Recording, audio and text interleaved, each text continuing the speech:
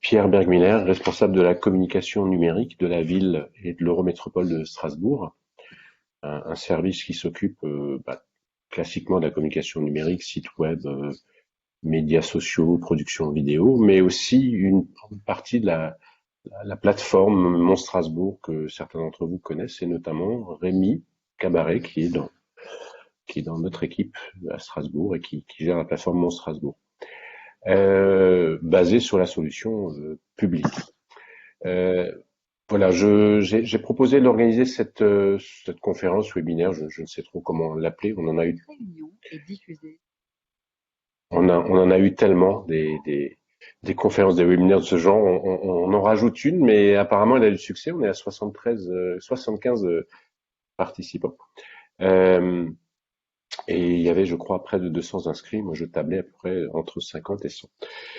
La raison de cette conférence qui va réunir deux structures qui sont informelles, néanmoins très efficaces à mon sens. C'est d'un côté le club utilisateur public, dont je ne suis pas un membre très actif. Je fais partie de la chaîne de mail et je vois les échanges qui m'épatent en fait, le travail qui est fait tous ensemble dans ce club utilisateur de la solution publique.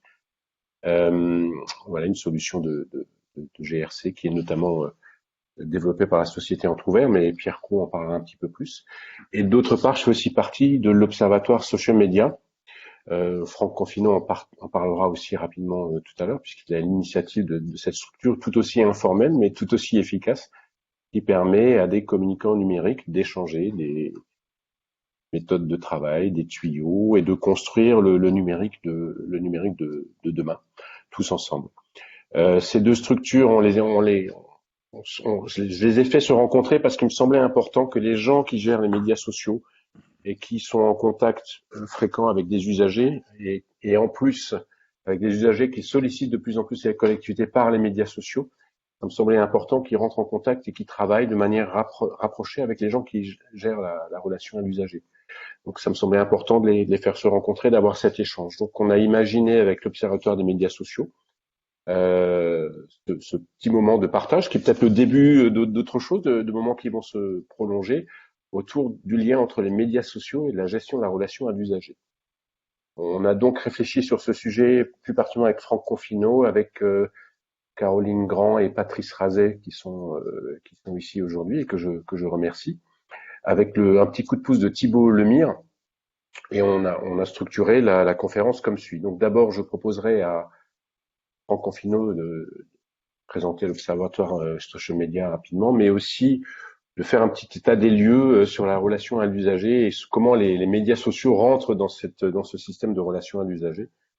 Je proposerai de faire ça dans un premier temps. Ensuite, j'ai proposé à David Leclerc de la ville de Rouen qui joue les deux rôles, puisqu'il gère la solution publique d'une part, mais il gère aussi les médias sociaux, de raconter son vécu. Est-ce que c'est plus simple quand c'est la même personne qui fait le couteau suisse, en quelque sorte? Est-ce que ça simplifie les choses? Comment est-ce qu'on s'en sort par rapport à ça? Qu'est-ce qui marche pas? Quels sont aussi ses besoins, ses attentes? Et enfin, j'ai demandé à Pierre Cros de la société Entrouvert, qui est la société à l'initiative de la solution publique et qui anime aussi le club utilisateur, de donner son point de vue sur ce sujet, notamment les passerelles qui peuvent exister, alors qu'elles soient humaines ou techniques. Les passerelles ne sont pas que techniques, entre les médias sociaux et les solutions de la relation à l'usager. Voilà pour les intervenants. C'est la première conférence qu'on organise avec l'Observatoire Social Media. On en aura très certainement d'autres sur d'autres sujets qu'on va développer. On a évoqué notamment le web responsable, qui est un sujet qui intéresse également beaucoup de personnes. Donc on va en faire d'autres régulièrement. Alors ça va peut-être être un peu chaotique pour cette première. Bon, c'est une première, vous nous excusez, mais je pense que ça sera plutôt intéressant et aussi sympathique. Connaissant les différents participants, ça se passera très bien. Voilà, donc chaque intervenant aura une dizaine de minutes d'intervention. Donc je ferai le maître du temps. Je me permettrai à 3 minutes de la fin de rappeler aux personnes qui interviennent, voilà, qu'il faudrait essayer de conclure dans les 3 minutes. Et je proposerai ensuite plus particulièrement à Patrice Razet du département du Maine-et-Loire et à Caroline Grand de l'université de La Rochelle de gérer ensuite les questions-réponses qu'ils peuvent avoir. Donc là, n'hésitez pas bon, à commencer à poser des questions dans le chat. Caroline et Patrice vont les relever, les regrouper, pour ensuite interpeller nos différents intervenants sur les questions-réponses.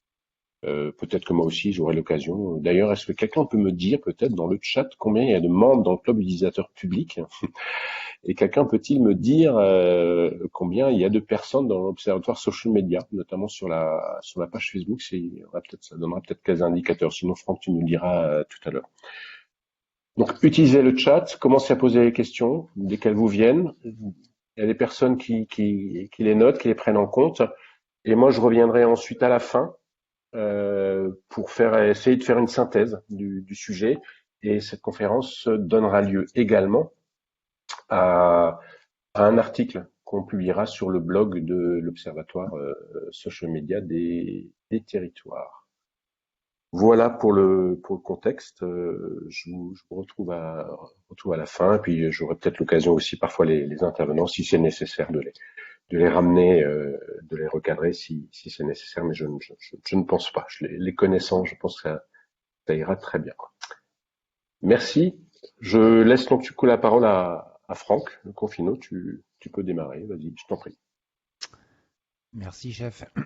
Bonjour tout le monde. Je vais faire très court sur l'Observatoire social média des territoires. S'il y en a qui ne le connaissent pas, c'est en fait un projet effectivement informel, on va dire un club de réflexion qui existe depuis maintenant 5 ans, qui réunit un comité de pilotage constitué de personnes du secteur public, alors communicants, DIRCOM, responsables numériques, community manager et autres. Voilà, on a même des ovnis. Et en tout cas, tout le monde est du secteur public. Et l'idée, c'est le point de départ. C'était qu'on pouvait être meilleur si on réfléchissait ensemble, si on mettait en place, si on partageait des méthodologies, et si, en tout cas, on faisait avancer un peu plus vite le secteur public dans ce domaine. Donc c'est une énergie humaine véritablement Scopil, parce que moi ça me porte. On est tous bénévoles, on y passe du temps et on a tous beaucoup d'activités à faire à côté. On développe un outil alors qui est vraiment en version bêta mais qui va prendre une autre dimension, je vous en dis pas plus, à la rentrée, qui est un outil gratuit qu'utilisent aujourd'hui 1500 personnes, là aussi uniquement du secteur public. On cherche pas à en avoir beaucoup, mais on cherche à avoir les bonnes personnes, et qui pour l'instant analyse les performances sur Instagram. On retrouve également beaucoup de ressources de blog, la première cartographie en fait de France des collectivités locales sur le web et les réseaux sociaux. Et on va faire beaucoup de changements cet été. Enfin, il y a un gros chantier, je vous en dis pas plus. Revenez en septembre, il va bien évoluer. Voilà. Sinon, ce webinaire effectivement est une première. Je remercie Pierre parce que de toute façon l'observatoire c'est ça, c'est des initiatives de chacun des membres. Et oui, il y en aura d'autres. On va essayer d'en faire au moins un par trimestre, et on espère tenir le rythme. Voilà. Donc le sujet aujourd'hui, il a été posé. Moi, je vais vous faire un tout petit constat, rappel en fait, surtout que c'est un atelier que j'avais animé avec Caroline Grand aux rencontres numériques Capcom il y a 2 ans, doublé d'une enquête qu'on avait fait auprès des communicants publics en charge du numérique. Et plus récemment, toutes ces réflexions sont nourries d'un atelier aussi que j'ai animé avec Stéphane Tixier, DIRCOM de Sergi Pontoise, aux rencontres accueil et relations usagers au mois de novembre. Donc le constat, en fait, il est simple, et je vais le résumer en 2 mots, c'est que les messageries des réseaux sociaux en général, et de Facebook en particulier, explosent. Alors Facebook, parce que c'est généralement là que les collectivités ont mieux fait le job ou sont le plus déployées, mais ça arrive aussi par Twitter, par Instagram, par tous les canaux en fait où elles sont. Et les community managers, notamment, passent en moyenne un tiers de leur temps à répondre à des messages privés. Certains nous disaient que c'était plus de la moitié de leur journée qui était consacrée à ça, ce qui est aussi, bien sûr, le service, le revers de la médaille d'un service bien rendu. Il se trouve que moi, en menant des ateliers UX avec des usagers, ils nous le disent clairement, c'est beaucoup plus simple pour eux d'envoyer un message privé sur Facebook que de s'embêter à trouver le service ou l'endroit où contacter la collectivité. Le confinement, évidemment, vous en doutez, a explosé ce type de contact. L'accueil physique a baissé dans les collectivités. Le courrier papier, il y en a de moins en moins. Le mail est lui véritablement entré dans les mœurs grâce à la loi notamment du 12 novembre 2015 que je vais essayer de vous résumer dans un temps très court. juste après. Mais en fait, voilà, le constat, il est qu'il y avait, enfin, le constat qui a été fait par les communicants, hein, c'est qu'il n'y a pas de lien aujourd'hui ou un très faible lien entre les gestionnaires de messagerie et les autres services d'accueil. Ceux qui répondent aux courriers, ceux qui répondent au téléphone, ceux qui répondent par mail. Et d'ailleurs, certains ont bien compris la faille, si j'ose dire, et peuvent demander 2 fois ou 3 fois la même chose à ces différents services. Et avoir d'ailleurs des éléments de réponse qui ne sont pas les mêmes. On a aussi, et ça de plus en plus en collectivité, mais pas non plus dans la masse des 35 000 collectivités, on va pas se mentir, des chantiers qui restent pour l'instant, hein, pour certains des ovnis, qu'on appelle GRU, donc je le rappelle, hein, gestion de la relation aux usagers, GRC, gestion de la relation citoyen. Alors, beaucoup de grandes collectivités ont lancé ce chantier, mais là aussi, souvent, c'est une question qui est laissée au DSI sans prendre forcément en compte l'avis des communicants. Et donc il y a, on va dire, hein, on va le dire simplement, que les silos semblent avoir un peu la vie dure. Et une des premières solutions, c'est d'ailleurs un article de Pierre Bermigler que vous pourrez lire sur le blog de l'Observatoire, hein, qui est de rapprocher les communicants publics des services de relations aux usagers. Mais j'irai plus loin, j'ai envie de dire d'intégrer un copil de gouvernance numérique, incluant tous ces services, mais incluant la DSI aussi. Enfin voilà. Donc qu'est-ce que cette petite loi finalement? Alors je vous rappelle cette loi du 12 novembre 2015 qui en fait existait depuis 2013, qui était une loi pour le gouvernement en fait de simplification de la relation entre l'administration et les citoyens. C'est elle qui a posé le principe selon lequel le silence gardé par l'administration vaut accord. Concrètement, on va prendre un cas d'école, je pourrais vous demander d'installer un cirque en bas de la mairie, vous me répondez pas, on considère que vous m'avez donné un accord. Alors, très souvent, hein, on en a parlé d'ailleurs dans le métier, on en a parlé à cet atelier, beaucoup de communicants publics étaient contents que cette loi soit méconnue des citoyens et pas véritablement demandée. Donc, la vraie question, c'est comment est-ce qu'on fait, puisque depuis 2015, il y a une petite subtilité dans cette loi que je vais vous donner, qui est que si vous n'avez pas tracé véritablement le chemin pour contacter l'administration, s'il n'y a pas un lien clair, alors évidemment ça ne concerne pas ceux qui ont installé la GRC et la GRU, mais que je vous écris, alors ça généralement les collectivités l'ont compris parce qu'elles intègrent le mail dans le même circuit aujourd'hui que le courrier qui est scanné dans des outils type marche courrier ou autre, qui vous permettent justement d'avoir une gestion de projet pour être sûr de répondre à temps. Mais le cas d'école existe et il y a une jurisprudence qui l'a mis en avant, c'est si vous n'avez pas tracé le chemin pour vous écrire et que je passe par une messagerie Facebook et que je signe de mon nom, évidemment, pas si je m'appelle Toto74, mais si j'ai bien donné mon identité, le message Facebook a la même valeur que le mail et la même valeur que le courrier qui vous est envoyé et donc tombe sous le coup de cette loi, évidemment qui met un peu la pression, on ne va pas se mentir, aux collectivités locales. Donc face à ce constat, hein, qui est un constat évidemment de prise de conscience de l'importance donc de ces échanges avec les usagers, il y a eu des pistes possibles et des solutions qui ont été dégagées par les communicants numériques. Et je dirais qu'elles ne sont pas uniques, on peut en prendre une, plusieurs, et je pense qu'elles sont d'ailleurs toutes bonnes.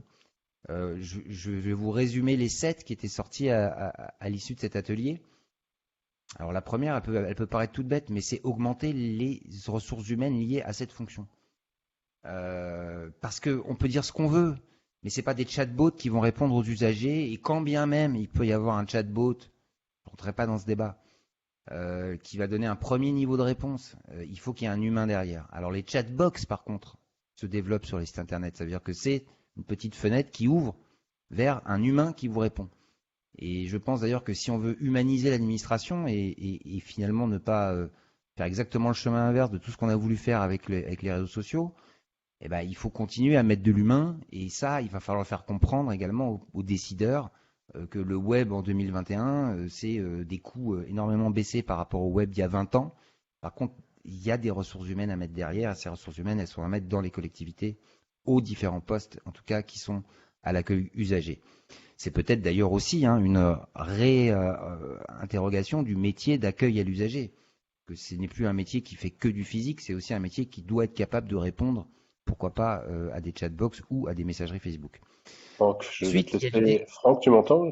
Oui. 2 petites minutes si tu peux essayer Ouais, de. alors je vais Voilà. les lister. Alors je vais juste les donner les solutions et je vous les Ouais, remettrai en détail ouais, ouais. s'ils n'ont pas vu. Et puis on Les pourra peut-être revenir lors du débat à la fin aussi. Il y a peut-être Ouais. des solutions qui Et je vont vais donner émerger. je vais quand même les énumérer si tu le veux bien. Ouais, ouais, Mettre en place une base de connaissances partagée entre tous ces services, foire aux questions multiservices des Bibles. Ça, je pense que ça coûte pas cher et ça peut être mis en place demain. Mettre en place aussi un comité de pilotage ou un service dédié sur cette question de l'accueil usager. De plus en plus de collectivités le font. Mettre en place un réseau de contributeurs avec des agents de référents qui peuvent apporter la bonne réponse au bon moment dans les services. Ça, c'est quasiment essentiel, voire je ne sais plus comment on peut faire quand beaucoup de clients qui l'ont mis en place ne savent plus comment fonctionner sans une fois que c'est fait. Donc il y a l'idée du community manager qui devient une tour de contrôle, qui dispatche, mais il ne répond pas à tout. Il y a aussi proposer un site web optimisé, se doter d'outils en interne et en externe. Et là, on en vient bien sûr à des outils, et on reviendra aux solutions proposées. Et puis bien sûr de comprendre, et là il va falloir faire beaucoup de pédagogie, même si c'est pas forcément notre fonction première de communicant, mais comprendre les enjeux de la GRC, de la GRU, et les intégrer dans une réflexion communicant DSI. Et ça c'est très important, et évidemment c'est pleinement notre sujet. Et donc voilà, j'ai essayé de vous résumer ça dans les 2 minutes qui me restaient. merci Franck. Il y a des sujets, je pense qu'on pourrait y revenir par la suite. Euh, voilà, ma sonnerie sonne. Comment je l'arrête? Voilà. Hop, j'arrête ma minuterie. Voilà, donc merci pour cette première intervention, Franck. Je pense qu'on aura l'occasion de débattre aussi pas mal derrière. Je remercie aussi Caroline qui met des ressources utiles dans le chat hein, pour approfondir. Euh, voilà. Ensuite, je propose maintenant à David Leclerc de parler un petit peu de son vécu. Il y a peut-être des solutions d'ailleurs qui ont été évoquées par Franck que David, tu mets déjà en œuvre. Tu essayes déjà de t'organiser. On a eu l'occasion d'échanger un petit peu sur ce sujet. Donc, si tu veux bien prendre la parole pour expliquer comment ça fonctionne chez toi. Moi, je me disais en te contactant, mais tu gères les réseaux sociaux d'un côté et tu gères la GRU, donc c'est simple puisque l'humain, il est au cœur du système. Mais ce n'est peut-être pas si simple que ça. Donc, si tu veux bien faire ton retour d'expérience en une dizaine de minutes également. Alors moi, je cherche David parce que j'ai la mosaïque. Bonjour David. Je suis là, je suis bien là. Bonjour, merci. Donc oui, comme le disait Pierre, je Pierre casquette. En fait, je Pierre mon attribut 2, je vais m'en rajouter une troisième en fait, puisque pour la ville de Rouen, je suis donc le community manager, l'administrateur front office de notre plateforme de démarche en ligne, démarche.rouen.fr qui tourne donc sous le logiciel public de la société Entrouvert. Et la troisième casquette, c'est le volet webmaster éditorial. Donc en fait, je gère oui, également Rouen.fr, le site internet de la ville, tout ce qui est dessus, les contenus, la création, les mises à jour et tout ça. Donc quand Franck parlait de tour de contrôle, bah ouais, là pour le coup, je pense que je coche cette case-là en tout cas. Donc c'est vrai que comme il l'évoque de ce webinaire, associer les réseaux sociaux et la GRC, ça, quand on est dans ma position, ça a quand même de nombreux avantages. L'intérêt majeur, c'est justement le fait d'avoir à mettre en place des contenus sur le site internet, mais aussi la réalisation de démarches en ligne. Bah, j'ai la chance d'avoir toutes les informations en main, de connaître toutes les démarches en ligne qui sont disponibles et utiles à tous les usagers, ce qui fait que ça me permet en tout cas de proposer un accueil personnalisé aux personnes qui nous contactent. Alors sur nos différents réseaux, hein, sur Facebook évidemment, parce que c'est un petit peu celui qui est le plus populaire, mais on a Twitter, on a Instagram.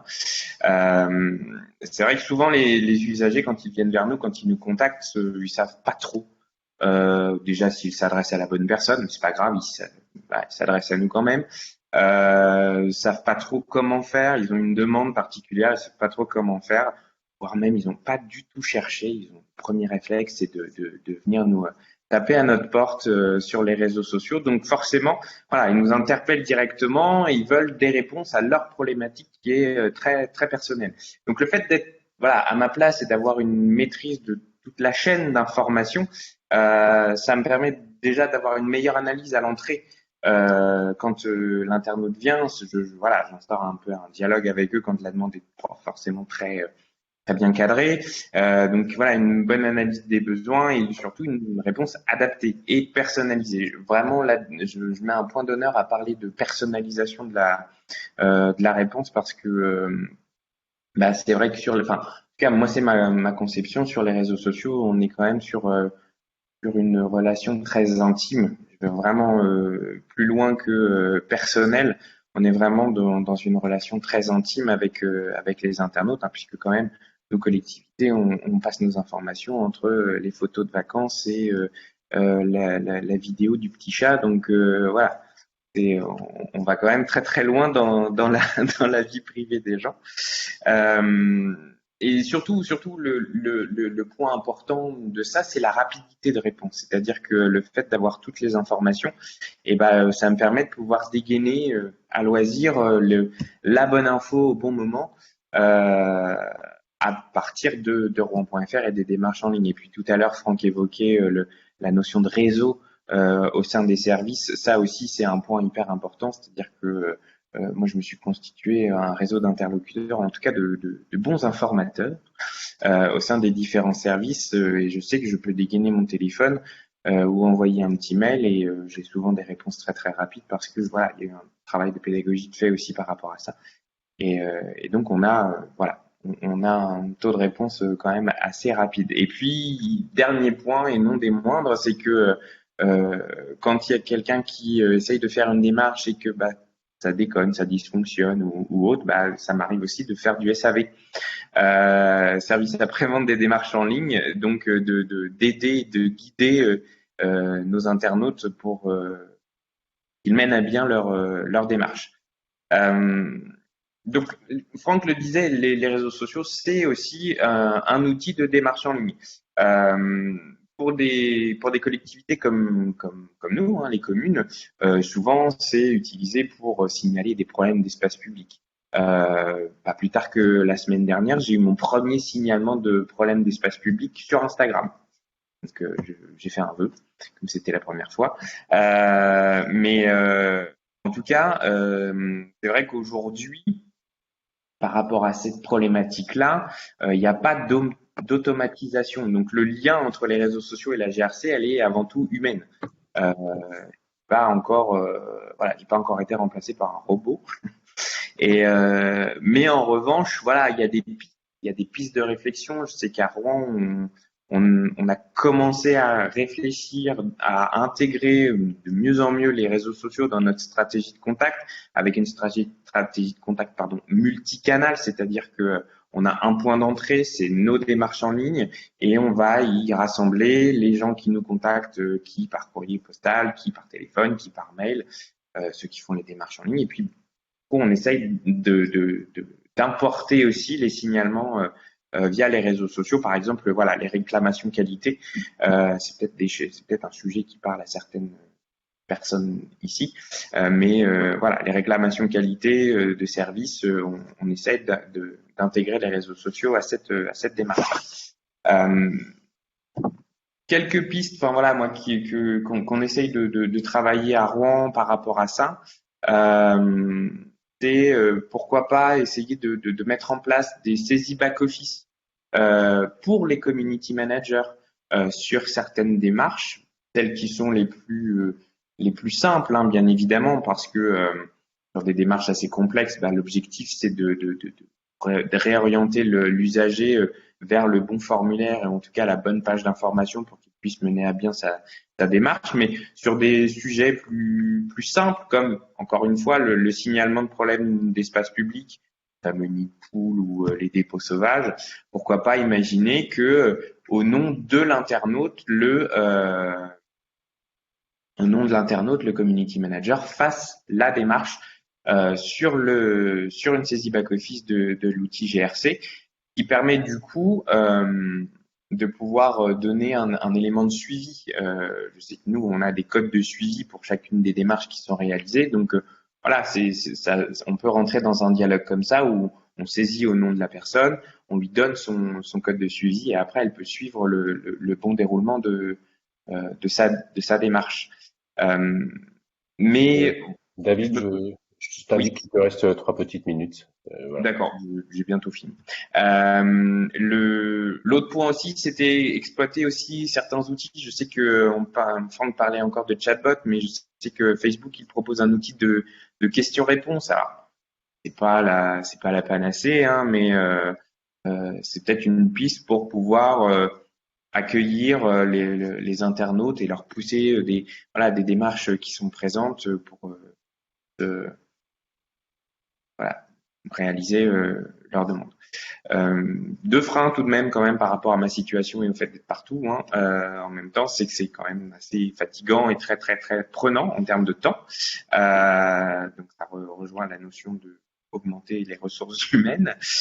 Puis l'autre point aussi que je voulais souligner, c'est aussi la difficulté d'intégration des réseaux sociaux dans les collectivités parce que ça arrive encore, voire c'est peut-être encore la majeure partie des cas, hein, les DSI ferment les canaux réseaux sociaux à bon nombre de services, et ce qui fait que ça peut générer des difficultés de passage d'infos aux services traitants. Je sais que voilà, encore une fois, nos signalements d'espace public, régulièrement, je reçois des vidéos.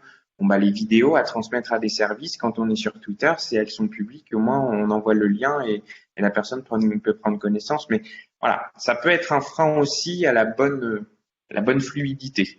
Donc, pour conclure, en 2-3 mots, à défaut de créer de réelles passerelles automatiques entre les réseaux sociaux et la GRC aujourd'hui, moi, ce que je trouve intéressant, c'est pourquoi pas associer les community managers à la création de démarches en ligne, parce que ils peuvent apporter une expérience de terrain, aussi des remontées des usagers sur des besoins, sur des questions, et donc ça peut être un point intéressant pour monter ces démarches et in fine les informer au moins quand il y a des nouvelles démarches en ligne qui sont mises en place, parce que ça leur permet eux de faire grandir leur boîte à outils de réponses toutes faites quand les internautes viennent. Ça, encore une fois, gain de temps, rapidité de réponse.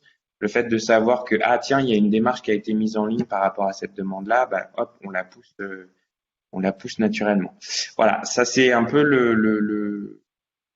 voilà ce que j'avais envie de dire par rapport à mon expérience, par rapport à ce que je vis au quotidien entre ces différents canaux. Et de toute façon, voilà, content de répondre à vos questions si jamais après. Merci. Merci à toi, David. Donc oui, je vous invite déjà à poser les questions. Je vois que ça échange beaucoup, notamment des ressources en ligne. C'est assez intéressant. Donc, il y a pas mal de matière sur le sujet.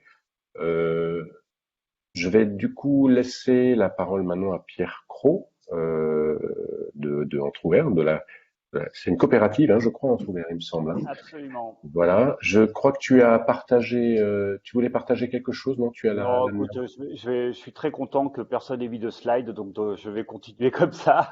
Sans slide, c'est très bien. Merci déjà Pierre de me donner l'opportunité de m'exprimer ici. Alors, pour que vous sachiez qui vous parle, un petit peu quand même, Pierre Cross, je suis chef de projet chez Entrouvert, donc la société qui la coopérative. Fabrique la coopérative, mais c'est une société, c'est une SARL, hein, okay. SARL Scope, okay.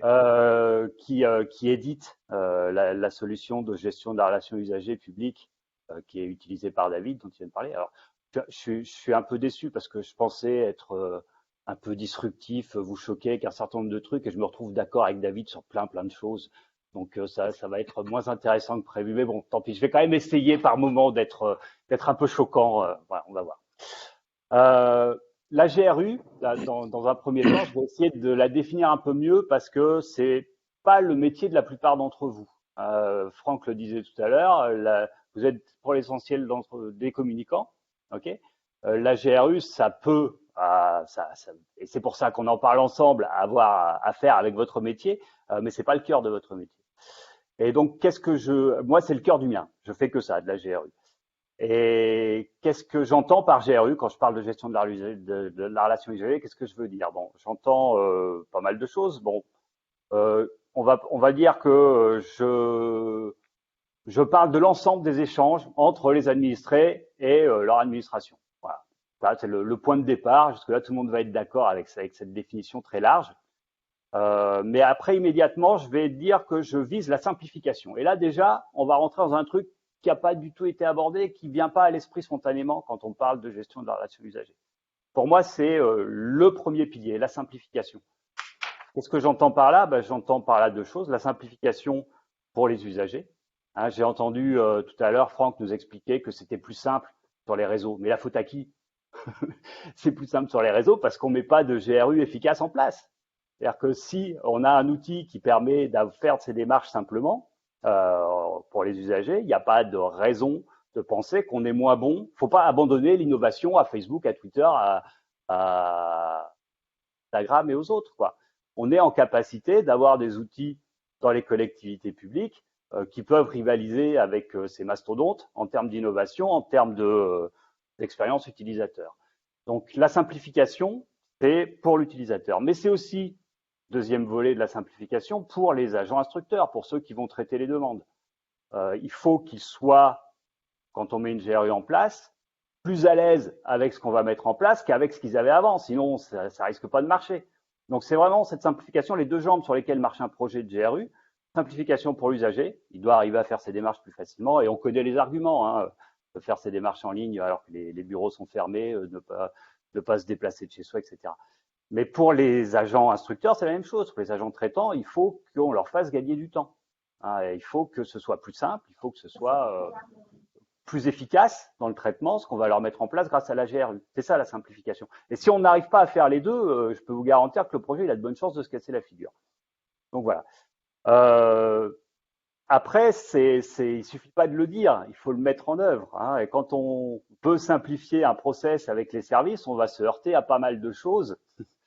On va se heurter à des habitudes, on va se heurter à des rivalités internes, on va se heurter à du frein au changement qui existe dans toutes les circonstances. Donc bon, je ne vais pas rentrer sur les modalités pratiques de mise en place d'une GRU, c'est pas l'objet, mais disons qu'il faut comprendre que cette simplification, c'est extrêmement complexe. Voilà, hein, c'est toujours très compliqué de faire simple. Donc, premier volet, simplification. Le deuxième, parce que sinon je vais y passer trop de temps, c'est l'aspect transversal de cette. Alors, on a parlé de multicanal, on a parlé du fait donc que quel que soit le canal d'entrée d'une sollicitation d'un citoyen, il faut qu'elle puisse intégrer un listing de traitement unique pour les gens qui vont pouvoir traiter derrière. Il faut qu'il y ait un workflow, donc un circuit de traitement qui puisse s'appliquer, quel que soit ce canal d'entrée, etc. Mais ça veut dire qu'on doit avoir un outil, un portail usager qui ne soit pas limité à un secteur. On va pas avoir un portail pour les signalements d'anomalies, un portail pour la famille, un portail pour l'environnement, un portail pour l'eau, que sais-je. Voilà. L'outil de GRU qui est performant, c'est un outil transversal. Et donc, c'est d'autant plus compliqué, encore une fois, à mettre en place parce que on touche potentiellement à tous les aspects de l'organisation d'une collectivité. Et si on pense pas ça de façon transversale, encore une fois, on va se prendre des murs. Troisième aspect important et qui découle un peu du précédent, voire des deux précédents, c'est la nécessité d'avoir un sponsor fort quand on veut mettre en place une GRU dans une collectivité. Sponsor fort, j'entends par là la DGS ou un élu, pour faire court. Hein. Mais s'il n'y a pas quelqu'un qui est capable de transcender un peu les services vers un objectif commun de simplification et de transversalité, ça ne va pas fonctionner ou ça va moins bien fonctionner. En particulier, vous ne pourrez pas demander aux services de changer leurs habitudes s'il n'y a pas un peu plus haut quelqu'un qui impulse cette volonté-là. Voilà. Et comme j'ai commencé par ça, je le redis, sans simplification, mettre en place une GRU, ça ne sert pas à grand-chose. Donc, un mot rapide aussi, puisque Pierre m'a demandé de le faire, de Public. Donc, Public, c'est la solution qu'utilise David à Rouen et qu'utilise 14 des 22 grandes métropoles françaises. Une grande métropole, c'est 400 000 habitants et plus. Donc, il y en a 14 sur 22 qui utilisent Public. Donc, on est en situation quasi de monopole, je dirais. Voilà. Donc, c'est un peu rigolo pour une boîte aussi petite que la nôtre. On est 20 d'avoir fait une solution qui est de très loin leader sur le secteur des métropoles, mais aussi des départements, ça équipe aussi 4 ministères. C'est sans doute parce qu'elle marche pas mal, quoi. Et puis c'est surtout parce qu'elle est libre. Je pense que nos clients sont très attachés à ça. Et au sein du club utilisateur dont parlait Pierre tout à l'heure, c'est ce qui permet d'échanger aussi facilement entre les collectivités, non seulement des bonnes pratiques, mais aussi des démarches en ligne qui ont été fabriquées par les uns ou par les autres. Donc on a un catalogue qui permet de récupérer les démarches en ligne. Et puis autre aspect de public, outre le fait qu'il marche pas mal, qu'il soit très utilisé, qu'il soit libre, c'est le fait que on est des libristes, militants, et on est très attaché à la protection de la vie privée, ce qui va me permettre de faire la transition avec les réseaux. Vous imaginez bien tout le bien que je peux penser d'eux quand je vous parle de vie privée. Le principe qu'on s'applique, mais que devrait appliquer l'ensemble des éditeurs, libres ou pas, c'est le principe du privacy by design, que vous connaissez peut-être, mais qui est une obligation légale, qui est de dire un éditeur doit mettre en place un dispositif qui permet de respecter la vie privée des gens. Ces solutions doivent, par défaut, privacy by design, respecter la vie privée des gens. Voilà. Alors, on le fait avec vigilance, et c'est sans doute pour ça que la CNIL est utilisatrice de public. Quand elle a fait son benchmark sur les différentes solutions de GRU, elle a sélectionné public, en particulier sur ce critère-là. Donc, on est très attentif sur ce domaine.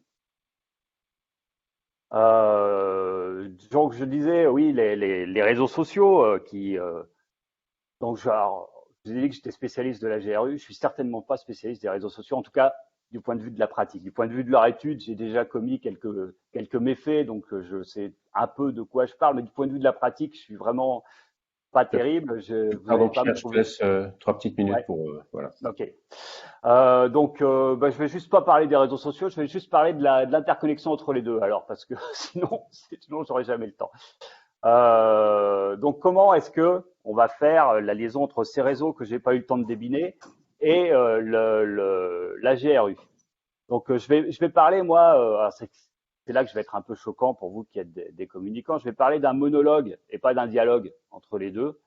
Je connais les vertus du dialogue, je vous rassure. Je trouve ça bien le dialogue de manière générale, mais en l'occurrence, il n'est pas question de dialoguer avec les réseaux sociaux parce que c'est des gens qui ont été condamnés sur la façon dont ils gèrent les données privées, parce que il y a une loi qui s'appelle le RGPD qui interdit qu'on puisse laisser se trimballer les données des citoyens sur des serveurs qui ne sont pas hébergés en Europe. Voilà. Et ça, cet argument légaliste, qui n'est pas celui que je préfère, devrait suffire à vous convaincre que ça n'est pas possible.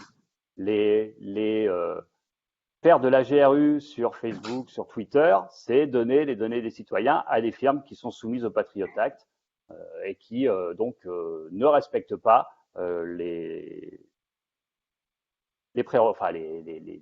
prérequis du RGPD. Bon.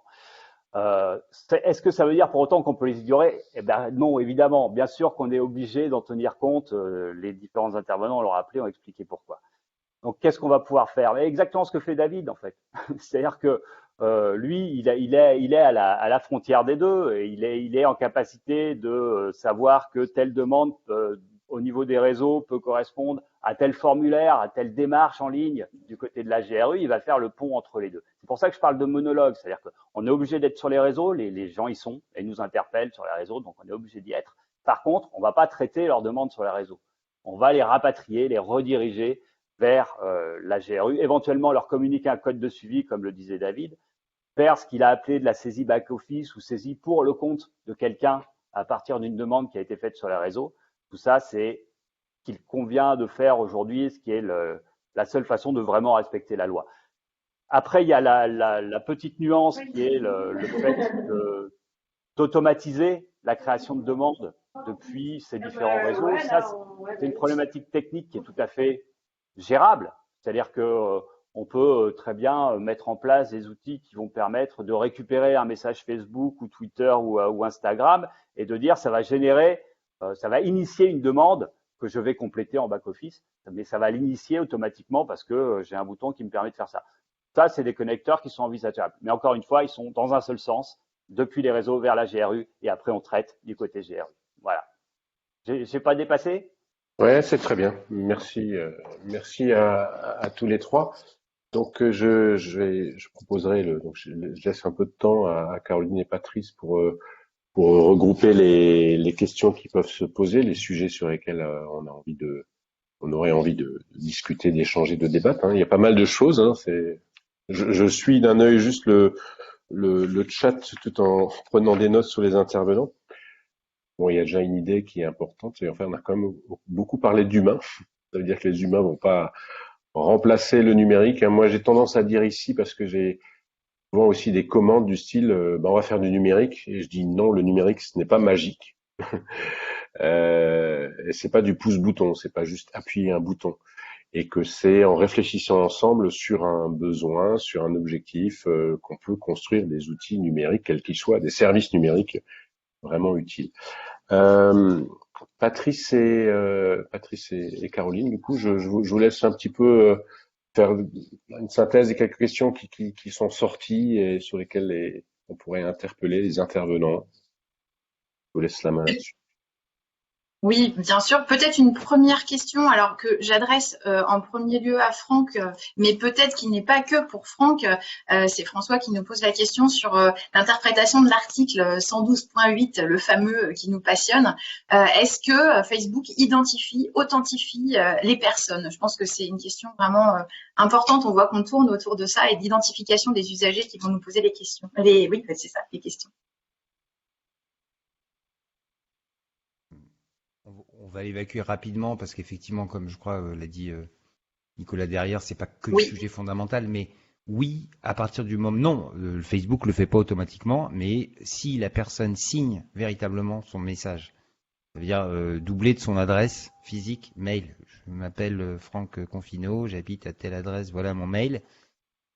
Dans ces cas-là, il est pris en compte. Voilà, c'est exactement ce que précise l'article de loi. Alors après, voilà, il y a la réalité et l'empathie qu'on met à une réponse et il y a la loi, mais la loi elle est précise là-dessus. Il faut que la personne, qu'elle contacte par n'importe quel canal d'ailleurs, hein, pas que Facebook, doit signer et s'authentifier dans le message et dans ce cas-là, il entre dans le cadre. Alors, si vous me permettez d'intervenir, parce que j'en ai pas parlé sur SVE, donc SVE, c'est la loi dont on parle, la saisine par voie électronique, avec le silence vos réponses ou silence vos accords, etc. Du point de vue de la GRU, c'est complètement anecdotique. Hein. C'est une contrainte légale qu'il faut respecter, mais une GRU, c'est tellement plus élaboré, évolué que ça, que respecter cette contrainte légale quand on met une place en une GRU, c'est tout à fait trivial. C'est un accusé de réception, un accusé d'enregistrement, il y a des workflows automatiques qui font ça très bien. Mais la GRU se focalise sur des choses beaucoup plus complexes qui sont les process métiers, en fait, que j'ai essayé d'esquisser. Oui, mais on est bien d'accord. On l'avait juste évoqué effectivement dans le cas des réseaux sociaux parce que c'était pas forcément intégré par tous les communicants là-dessus. Voilà. D'autres questions, Caroline, Patrice? Oui, Patrice.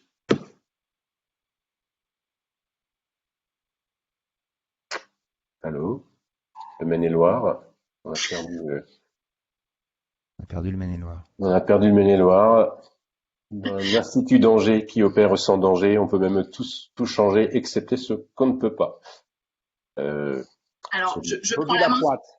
Ah, Pardon, Bobby Lapointe, oui. Ouais. Je peux reposer une question qui est plutôt en direction de David, que Jean-François nous pose. Quelle est la proportion de réorientation et de ressaisie des messages Facebook? Peut-être il y a besoin d'une reformulation. Peut-être c'est quelle est la proportion de transfert peut-être de ces messages en direction du service de relations usagers? En fait, aujourd'hui, alors je sais pas si on peut dire que j'ai donné de mauvaises habitudes ou pas à nos usagers. J'aurais plutôt tendance à dire que c'est une bonne habitude. C'est que les signalements d'espace public, par exemple, je les transmets aux services qui gèrent les interventions.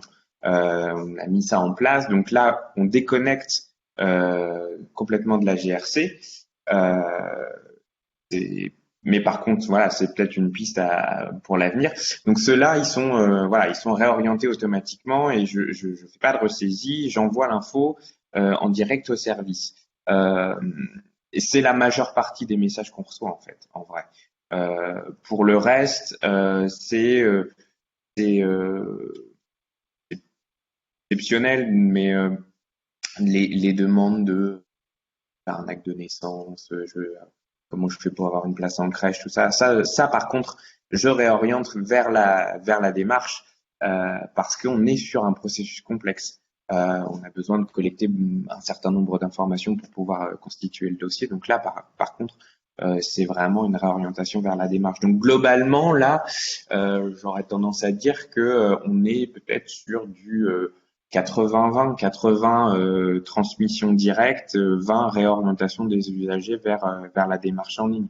Mais encore une fois, c'est au regard de la nature même de l'interpellation de l'usager. On est souvent sollicité sur voilà, sur des questions très pratiques du quotidien. C'est il y a une poubelle qui déborde, il y a un panneau qui est cassé, il y a un truc qui marche plus, l'éclairage public qui dysfonctionne. C'est surtout ça en fait que, que les gens nous font remonter sur les réseaux sociaux. Juste une question de Pierre, très pratico-pratique. Cette réorientation, ça passe par un outil Agorapple, ça passe par un mail. Enfin, comment ça se concrétise quand on contacte les services pour leur transférer le message? Là aujourd'hui, j'envoie un mail.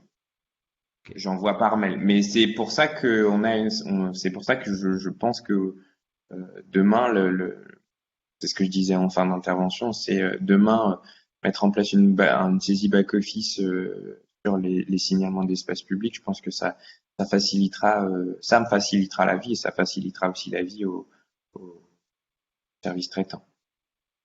Mais aujourd'hui, c'est un simple mail. Du coup, une petite question qui découle peut-être de toutes ces remarques-là. Alors, la com, elle doit fusionner avec le service accueil et le standard. Comment ça se passe? Alors, c'est peut-être vous trois qui allez pouvoir nous donner votre éclairage là-dessus. Alors, moi, je dis un mot, peut-être pas fusionner, mais travailler en mode projet, oui. Travailler ensemble. C'est sûr. Et aujourd'hui, nous, c'est ce qu'on fait à Rouen, en fait. Notre projet de GRC, il est porté par plusieurs directions. Évidemment, la DSI, nous, la communication, la mission qualité et modernisation des services et la direction de la relation citoyenne.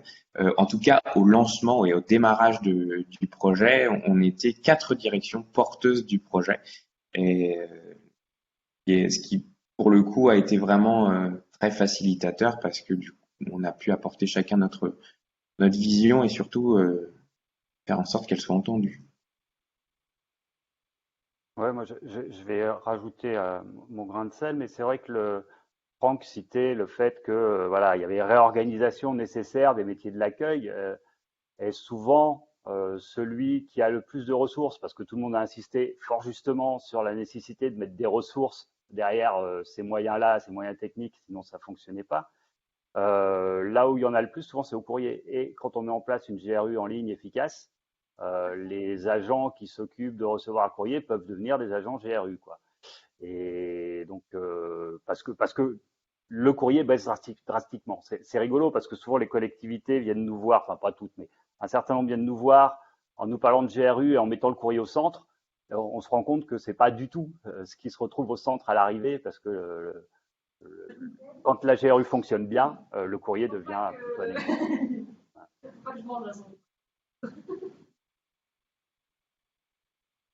Alors, je continue, je relais une question de Marc de Bordeaux qui nous demande comment s'organiser quand il n'y a aucune GRU en place et c'est vrai que ça donne un petit peu le vertige. On commence par où? Bon, je vais un peu redire ce que je disais tout à l'heure, mais pour moi, il faut qu'il y ait c'est un credo, hein. Voilà, j'ai pas toutes les réponses, j'ai des convictions.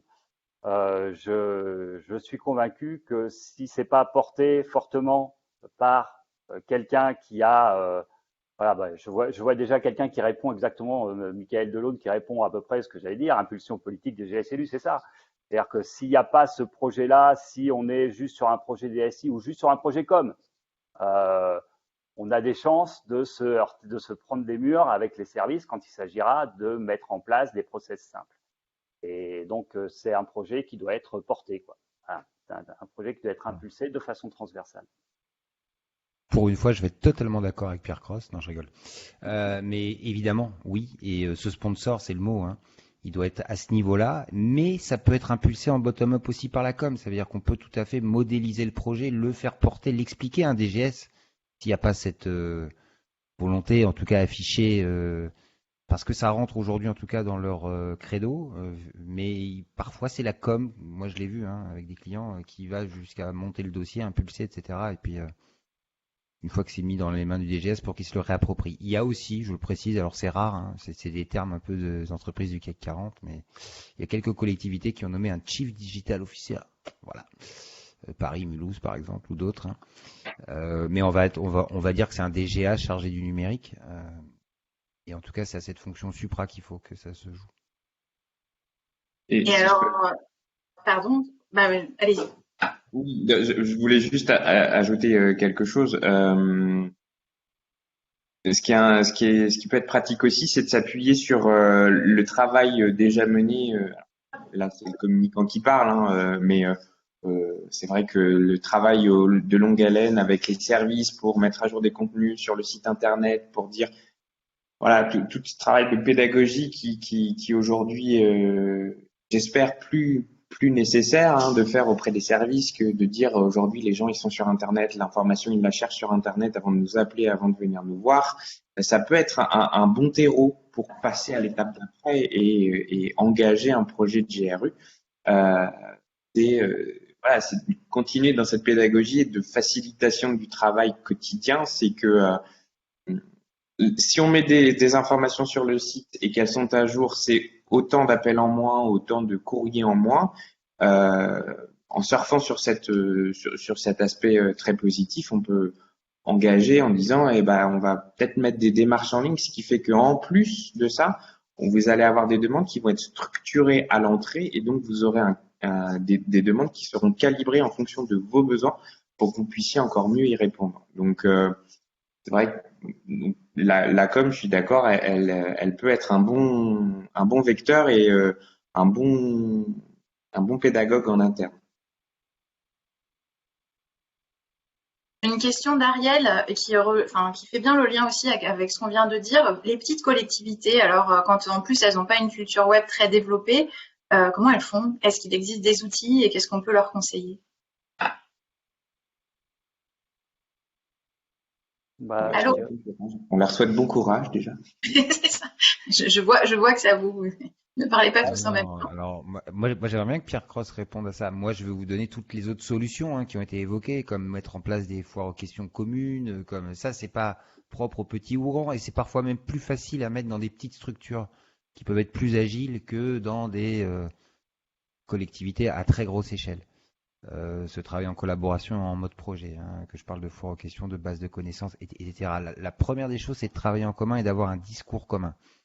Sur les solutions techniques, oui, je renvoie à Pierre parce que je les connais pas à cette échelle. Bon, je vais te repasser la balle immédiatement, t'inquiète pas. C'est-à-dire que sur l'informatique, c'est bien pour la masse. C'est-à-dire que ça fait gagner du temps quand on a des gros volumes. Et donc la solution sur les petites collectivités, elle est rarement technique finalement. C'est-à-dire que quand vous voyez, alors, ça dépend de quelle taille on parle évidemment, mais moi je vois des communes de 1000 habitants se doter de logiciels de GRU qui doivent faire le café. Je dis non.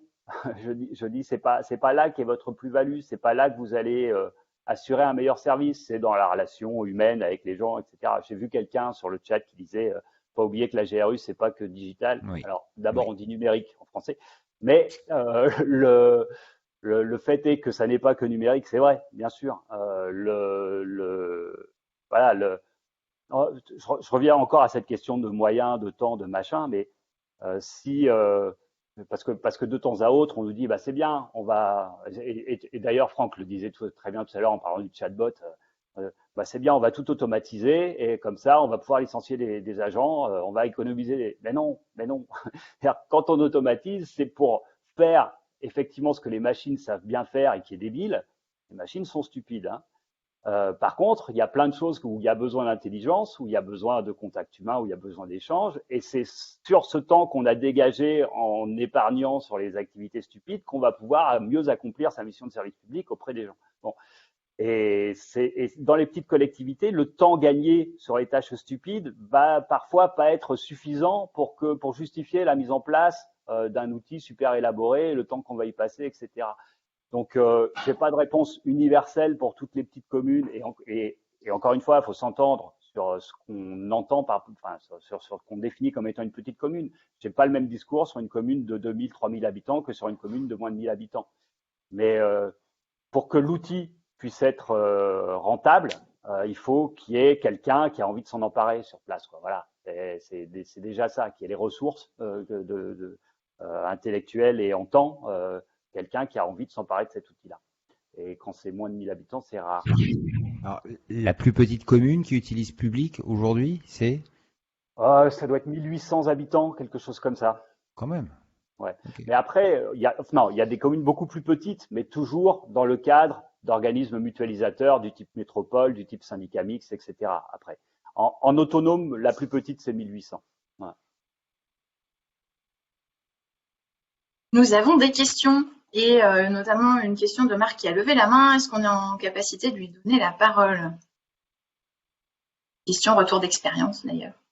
Je précise, ce n'est pas Mark Zuckerberg, hein, attention. Hein. Allez, ça On ne va. sait pas, il se cache peut-être derrière un pseudo. On aura peut-être la surprise que Marc active la caméra. Vous m'entendez bien? Ouais. Ok, super. Bonjour à tout le monde. Moi, je travaille à Bordeaux Métropole. Je trouve super ces interventions parce que ça montre qu'on est confronté à des problématiques similaires. En commentaire dans le chat, je mettais qu'on était au niveau zéro de la GRU, ce qui est pas tout à fait vrai, mais on le prend du coup pour l'instant uniquement sous l'angle de la com, et qui est forcément un angle très restreint. Donc on gère en fait tout ce qui nous arrive sur les réseaux sociaux via un outil qui était où de suite on est passé chez AgroApples, mais peu importe. Mais en tout cas, ça nous aide bien à centraliser tout ce qu'on reçoit comme sollicitation. Et on a derrière un médiateur usager qui a accès à cette plateforme et qui après redispatche à l'ensemble des services. Mais ce n'est que la porte d'entrée par la com. Évidemment, on n'identifie pas toutes les autres portes d'entrée possibles, qui soient par le standard, l'accueil, les services en direct, etc., ce qui pose un vrai problème. Et du coup, ma question, elle était, comme je l'indiquais dans le chat, régulièrement on revient sur la table cette prise de conscience que derrière, on n'a pas une vision très claire et exhaustive de par où les habitants arrivent, et puis des services qui sont parfois sollicités par un même habitant par différents canaux, mais on ne le fait pas. Et face à l'échelle d'une métropole qui est une grosse technostructure, on sait qu'à partir du moment où il y aura, comme le dit Franck, il y aura un sponsor ou d'un seul coup un élu ou des gestes qui va s'emparer du truc, entre le moment où il dit on y va et le moment où ça va être opérationnel, je pense, là je parle sous le contrôle de mes collègues déjà utilisateurs, il va se passer plusieurs années. Donc ma question étant par où commencer? Est-ce qu'on peut faire une politique des petits pas? Alors nous, on le fait déjà sous l'angle de la com, mais voilà, en gros, quelle méthodologie adopter pour pas attendre le fameux sponsor qui arrivera par miracle et qui tombera du ciel pour lancer tout ça, et pour qu'on puisse quand même avancer, voilà, si la porte elle est fermée, comme on peut rentrer par la fenêtre.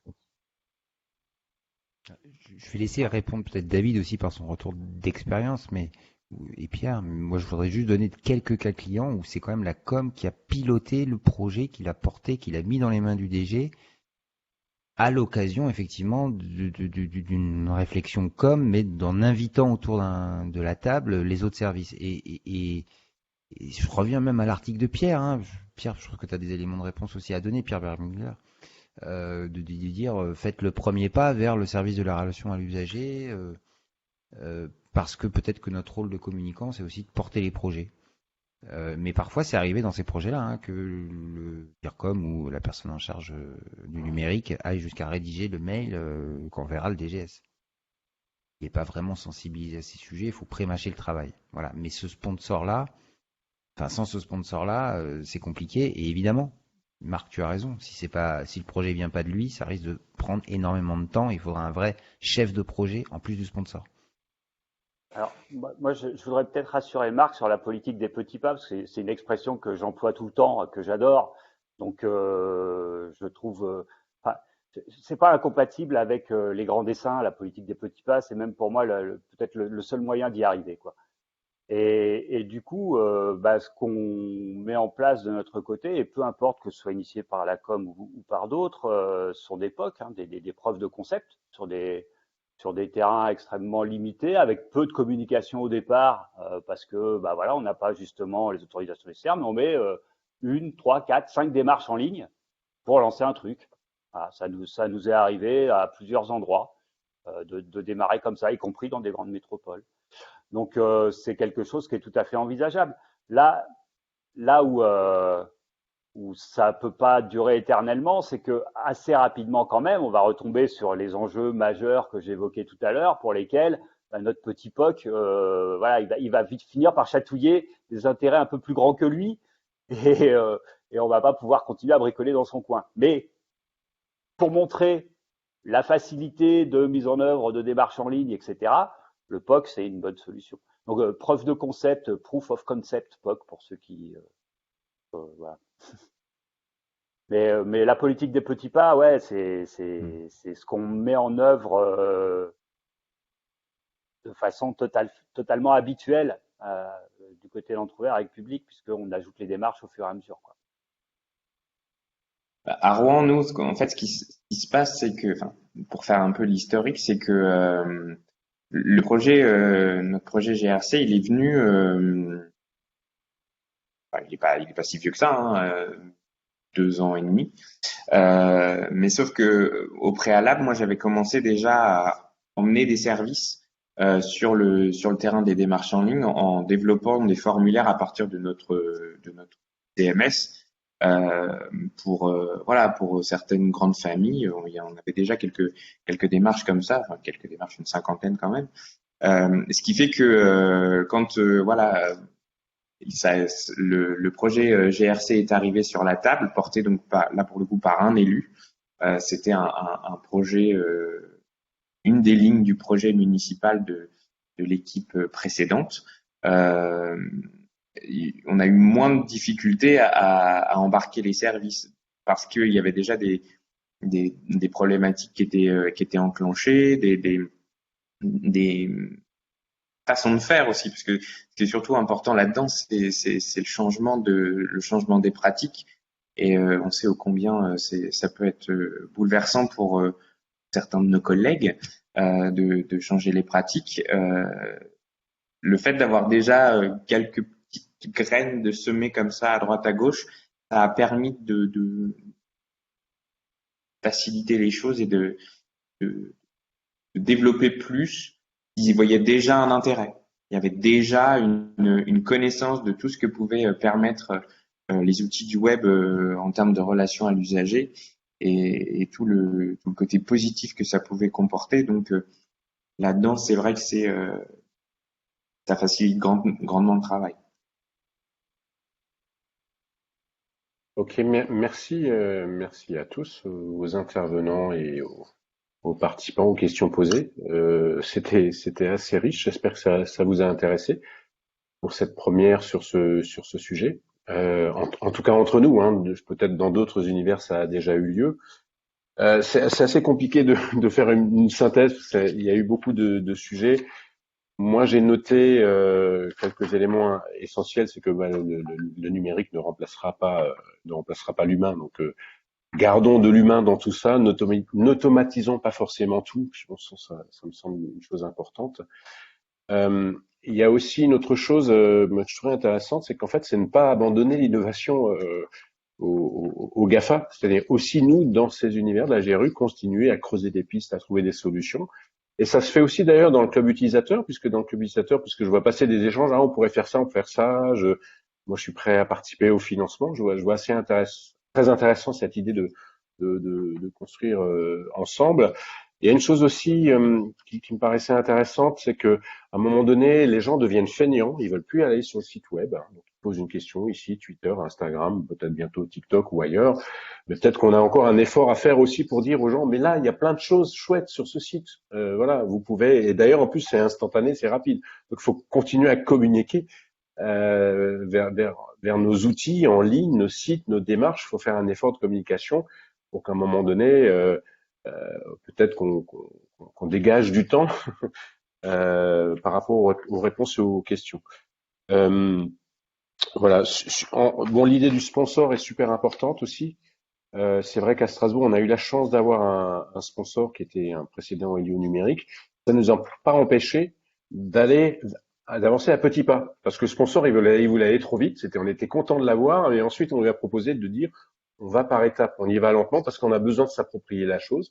Et surtout, on a besoin d'associer 3 métiers qui n'ont pas forcément l'habitude de travailler ensemble, qui sont le service métier qui produit un service à l'usager, la communication et le service informatique. Donc on a dû avancer à petits pas malgré l'existence d'un sponsor. Ça garantit pas forcément tout. Voilà quelques d'idées clés voilà qui sont ressorties. Donc on va rédiger un article avec l'équipe de l'Observatoire pour le blog qu'on aura l'occasion de partager. Cette séance a été enregistrée, donc pour ceux qui ont envie de la revoir, je les invite à le faire.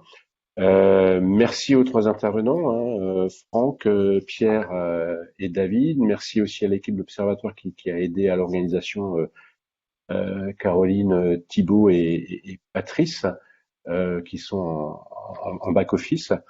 Merci pour votre participation. Je pense qu'on va être obligé d'aller plus loin dans ce travail, tous ensemble, de continuer à dialoguer, vous faire des propositions. J'espère peut-être aussi lors de rencontres physiques.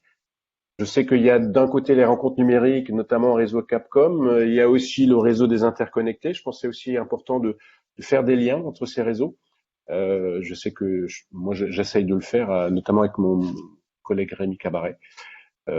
Continuons dans ce sens-là. Merci à tout le monde et à bientôt pour d'autres rendez-vous du même style sur d'autres sujets qui vous intéressent tous aussi. Voilà, à bientôt. Ciao, ciao.